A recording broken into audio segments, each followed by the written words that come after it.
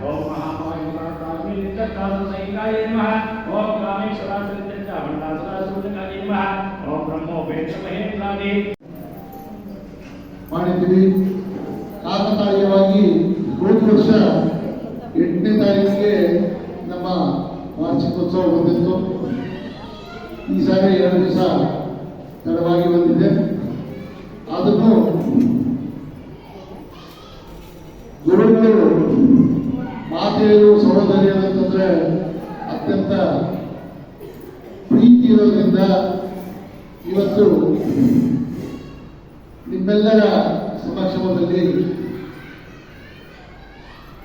ಒಬ್ಬರು ಅಥವಾ ಇಬ್ಬರಿಗೆ ನಾವು ನಿಮ್ಮೆಲ್ಲರ ಪರವಾಗಿ ಸನ್ಮಾನ ಮಾಡಬೇಕಂತ ಅಂದ್ಕೊಂಡಿದ್ವಿ.